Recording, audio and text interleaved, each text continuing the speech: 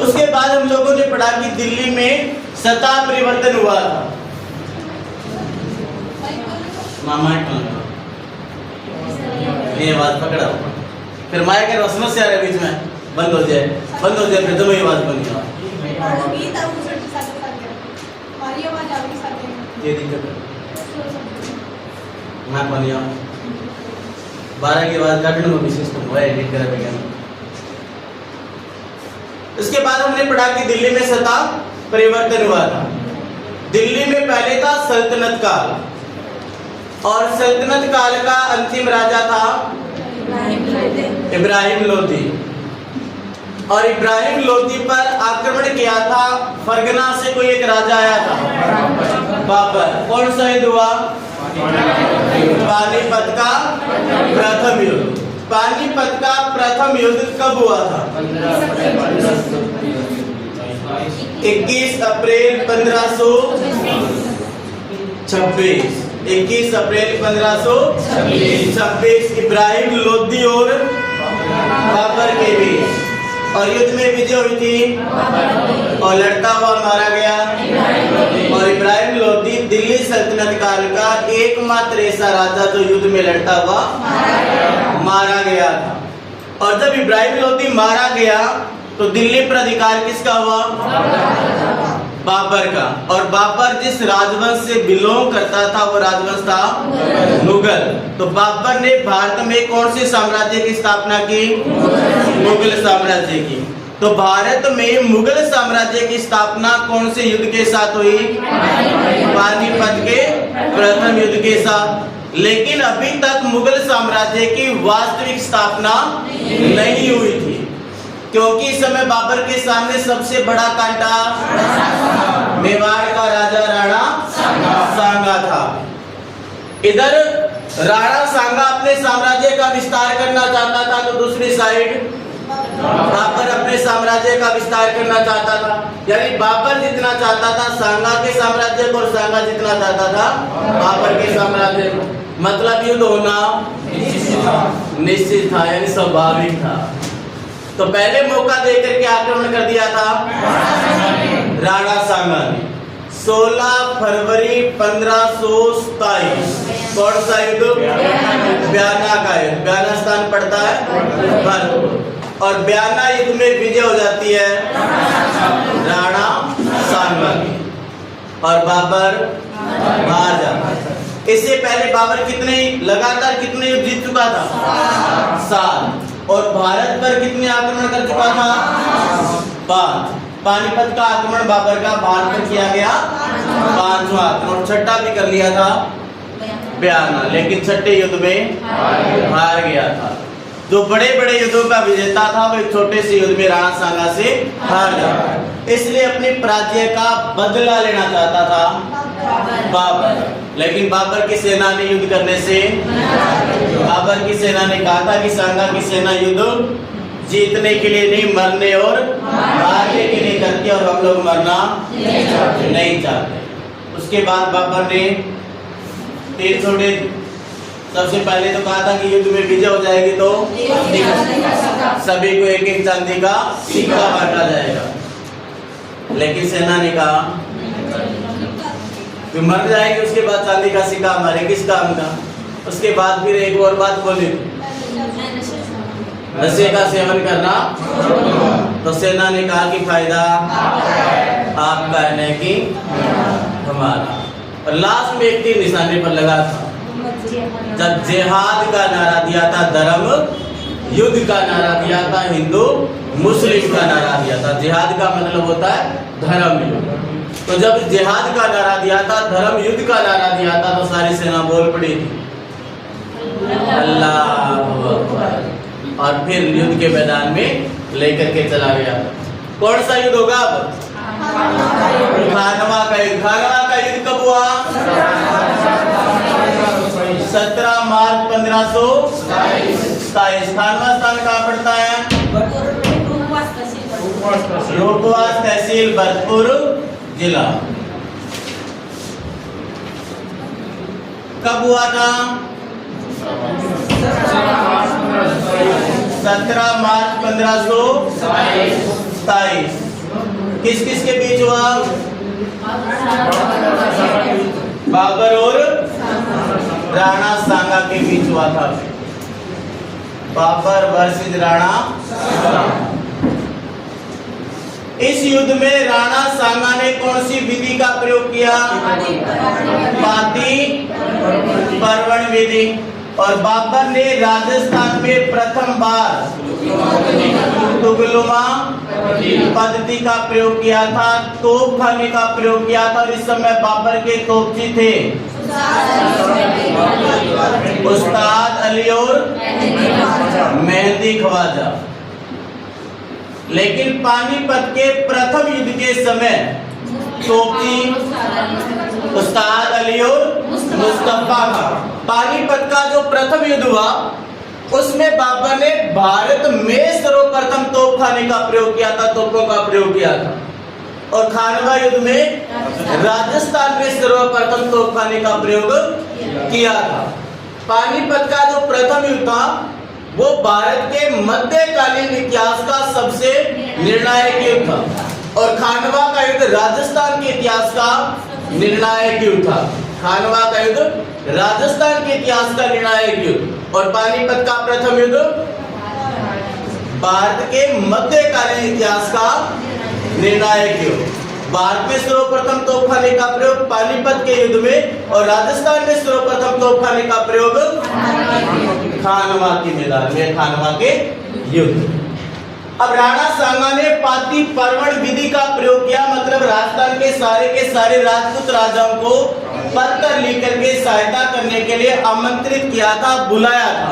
और राणा सांगा की सहायता करने के लिए अलग अलग रियासतों से अलग अलग राजा आए थे।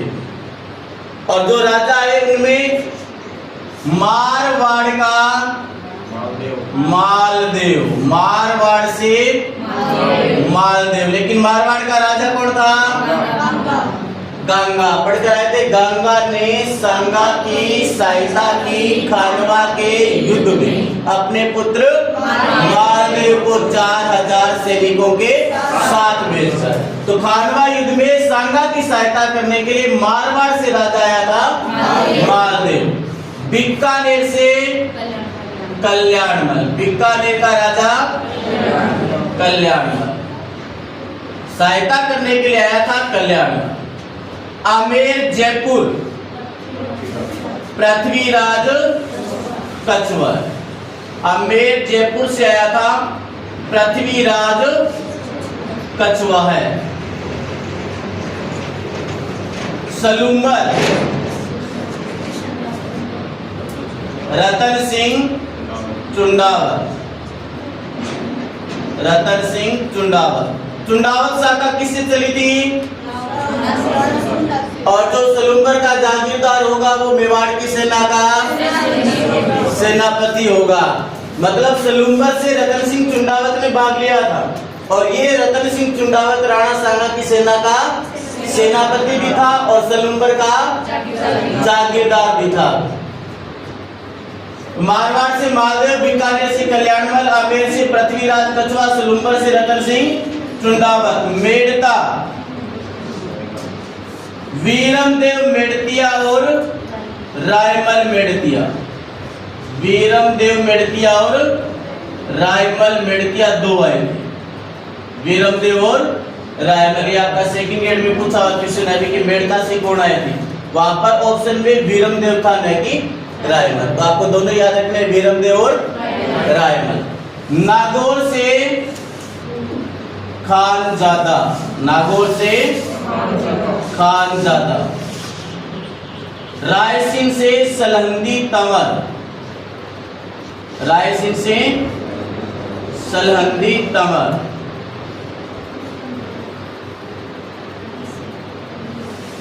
सिरोही से अखेराज देवड़ा प्रथम, अखेराज देवड़ा प्रथम। इडर से भारमल। पहले राजा तो हमने किसे बढ़ा दिया? लेकिन रायमल के बाद राजा बन चुका था भारमल। सादरी से शाबाश, झाला अज्जा। एक झाला बिंदा भी नाम आता है कहीं पर, वो राणा प्रताप के साथ, और झाला अज्जा सांगा के साथ। देवलिया प्रतापगढ़, देवलिया यानी प्रतापगढ़, यहां से आया था बाग से। देवलिया प्रतापगढ़ से, बाग से। एक था महमूद लोधी, महमूद लोधी, और ये था इब्राहिम लोधी का भाई। इब्राहिम लोधी तो कहां पर मारा गया? पानीपत के प्रथम युद्ध। तो अलग अलग रियासतों से सांगा की सहायता करने के लिए अलग अलग राजा आए थे। मारवाड़ से मालदेव, बीकानेर से कल्याणमल, अमेर से पृथ्वीराज कछवा, सलूम्बर से रतन सिंह चुंडावत, मेड़ता से वीरमपुर और रायमल, नागौर का खानजादा राय सिंह का, सलंगी कमल सिरोही का, अखेराज देवड़ा पीटल से, हारमल सादरी से, देवलिया प्रतापगढ़ से, और इब्राहिम लोधी का भाई महमूद लोधी। अलग अलग रियासतों से नहीं, पुराण प्रताप में है। कृष्णदास चुंडावत, कृष्णदास चुंडावत राणा प्रताप के समय में, इस समय था रतन सिंह चुंडावत। राणा प्रताप को तलवार किसने बांधी थी?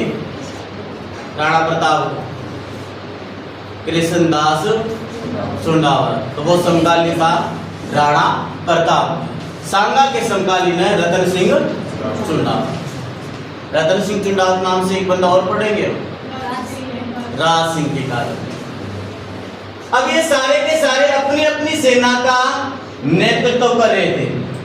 इनमें से जो नागौर का खानजादा और राय सिंह का सलहंदी तंवर, ये दोनों बंदे राणा सांगा के साथ विश्वासघात करेंगे।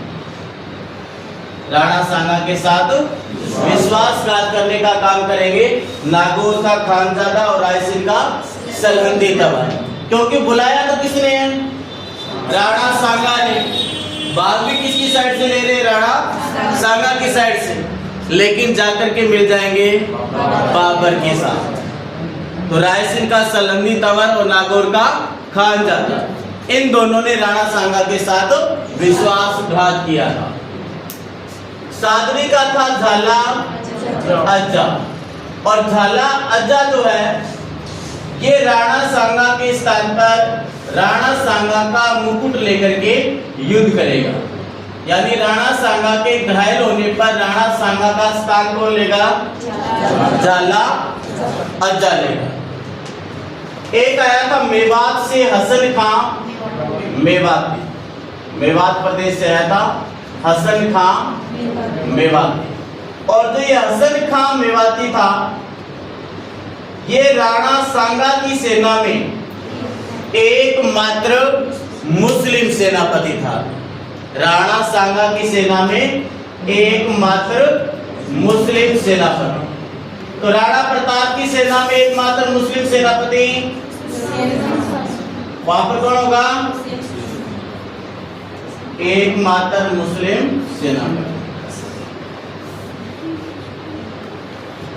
वहां पर था हकीम खां सूरी, और यहाँ पर हसन खां मेवाती। हकीम खां सूरी राणा प्रताप की सेना का एकमात्र मुस्लिम सेनापति, और हसन खां मेवाती राणा सांगा की सेना का एकमात्र मुस्लिम सेनापति। तो राणा सांगा ने पाती पार्वण विधि का प्रयोग किया।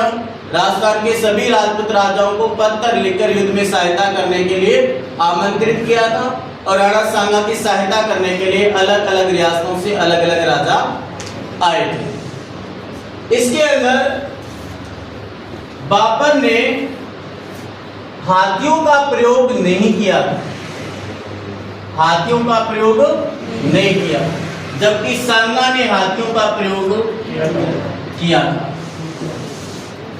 यानी बाबर जो था ये कल हमने पढ़ा कि एक कुशल सेना नायक था, एक कुशल योद्धा था, एक कुशल सेनापति था, एक कुशल कूटनीतिज्ञ था और एक कुशल शासक था। सारे के सारे गुण थे बाबर के अंदर। बाबर युद्ध के मैदान में कभी भी ज्यादा वजन वाले पशुओं को अपने साथ लेकर के नहीं चलता। बाबर हाथियों की बजाय घोड़ों पर ज्यादा विश्वास रखता था और सबसे बड़ा विश्वास था बाबर का अपने तोप खाने पर, क्योंकि इससे पहले राजस्थान के राजाओं ने आज तक युद्ध के मैदान में तोपों का प्रयोग नहीं देखा था। यानी राजस्थान के राजा तोपों से परिचित नहीं थे। और जब युद्ध के मैदान में बाबर ये तोपें लेकर के आया तो बाबर ने तो सबसे आगे के भाग में तोपें लगा दी, बीच में इस प्रकार से ऊंची जगह बना ली और बीच में खुद खड़ा हो जाता है बाबर। फिर एक खाली जगह रखी गई, फिर यहाँ पर एक तोप लगा दी गई, फिर खाली जगह रखी गई और फिर एक तोप लगा दी गई। सेम कंडीशन दूसरी साइड, एक खाली जगह, फिर यहाँ पर एक तोप लगा दी गई, फिर खाली जगह और फिर यहाँ पर एक तोप लगा दी गई।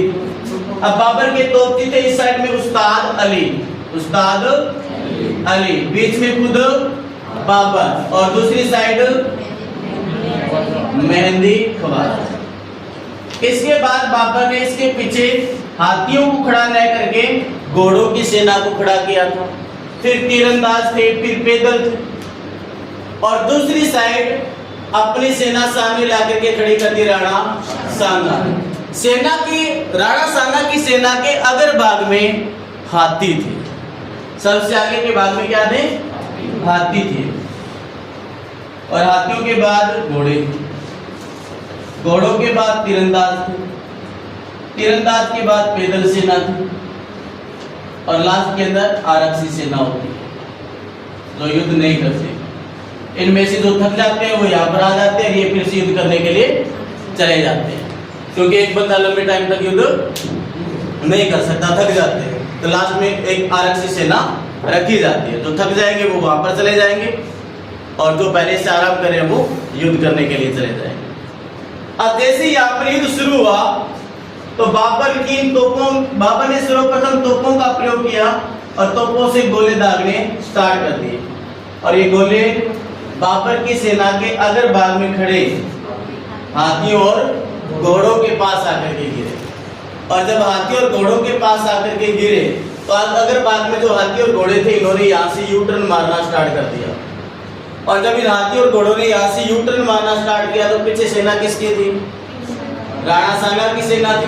अब पीछे जो सेना थी तीरंदाज, पैदल, आरक्षित, ये सारे के सारे हाथी और घोड़े राणा सांगा की सेना को ही कुचलते हुए यहाँ से निकल गए।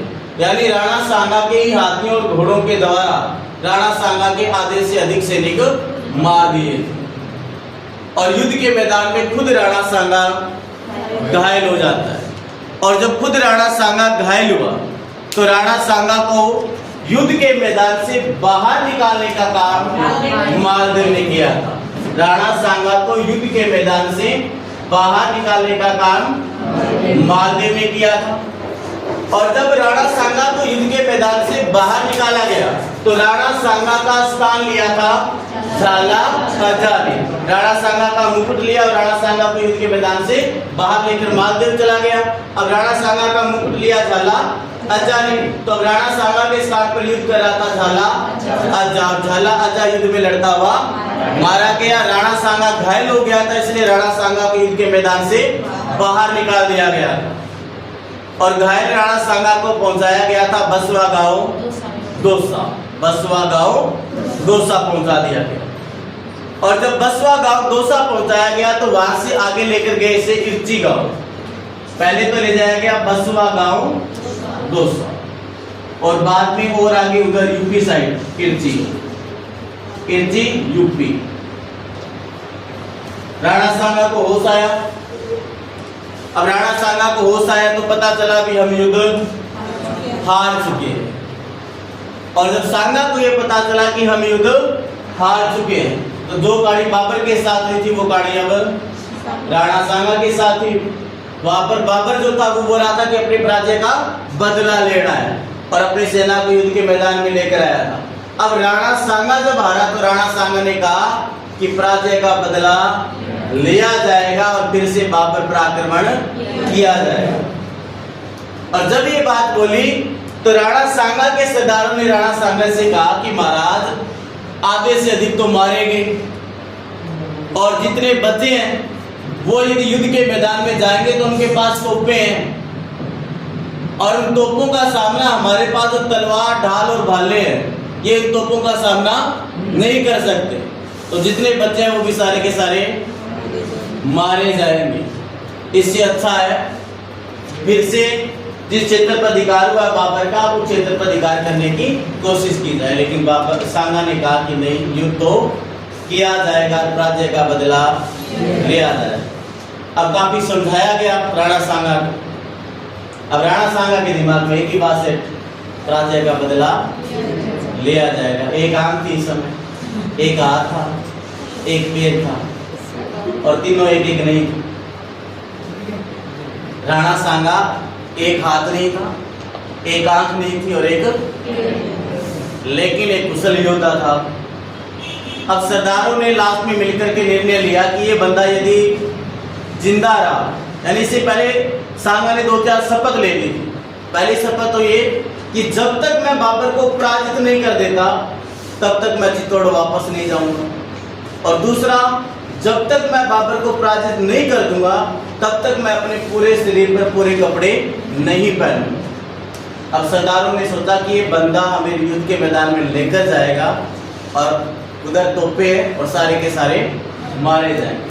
तो सरदारों ने मिलकर के एक निर्णय लिया, युद्ध के मैदान में जाएंगे तो सारे मारे जाएंगे, इससे अच्छा है एक मारा जाए। युद्ध के मैदान में जाएंगे तो सारे मारे जाएंगे, इससे अच्छा है एक को मारा जाए, क्योंकि बंदे ने शपथ ले ली और शपथ ले ली तो क्लियर है कि लेकर जाएगा। तो सभी ने मिलकर के प्लान बनाया कि इस राणा सांगा को मार दिया जाए।